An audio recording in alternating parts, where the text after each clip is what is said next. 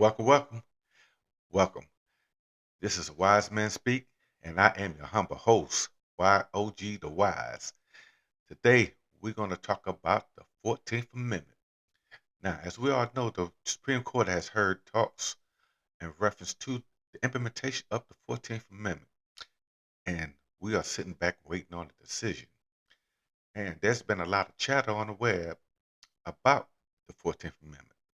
So I'm going to jump in and give my 2 cents, and we're going to break it down. So, without further ado, let's get into it.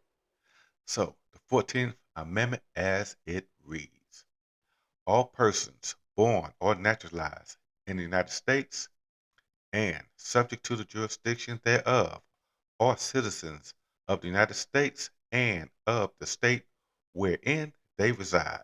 Okay, we're going to stop there. Now, when I look at this, I one word jumps out at me. The word "and" jumps out at me. Now, "and" implies that two things must be true in order for this amendment to be true, right? So let's look at it. The first part is in the United States. That means that there is a physical jurisdiction requirement, right? You're either born or the process of naturalization has started and was completed in the United States or its borders or territories in which the United States govern. All right, let's look at the second part. The second part, subject to the jurisdiction thereof. Now, that tells me that there is a political relationship that must be true. So, that is a political jurisdiction between the subject and the United States government, right? So, who is this subject? Well, it is the individual, it is a person who has applied for legal residence, right? So let's walk through this. An individual comes in the United States in a legal status, whatever means that brings them in on a legal status. Now, let's go to the first part of this amendment. They apply for naturalization, right?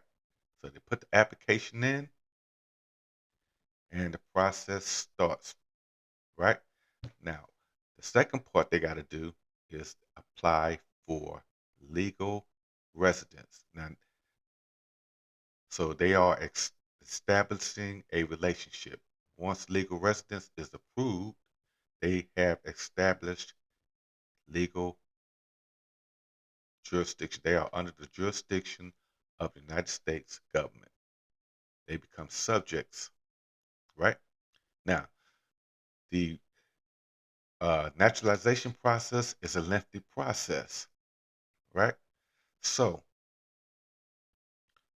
during that time, we know that nature can happen. So they can have a child. So let's go back to the first part of the amendment. It says all persons born in the United States. So the first part has to be true. That child has to be born within the United States or any of the territories that it is governing. So, all right, so the first part must be true. Now, when we come to the second part must be true. That individual or individuals must be in good standing with the government. They must have a relationship with the government, meaning that if they are a green card holder, that green card must be in good standing. If it's revoked, then that child does not fall under the jurisdiction of the parent. And jurisdiction is inherited to the parent. So if a child is born uh, and, and the green card is revoked the day before the child is born, that child has no citizenship. There's no relationship between the government and the individual.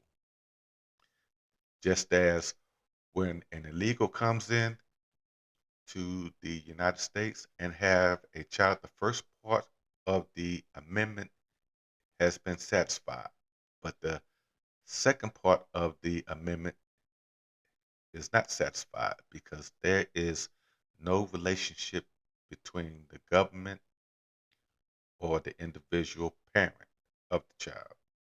So there has to be a relationship so to be handed down, to be inherited. So there has to be a relationship to be inherited by the child. So if there's no relationship, there's no inheritance. So so y'all let me know what y'all think. Do y'all agree or disagree? Y'all let me know. Y'all leave your comments in the section and remember, like and subscribe.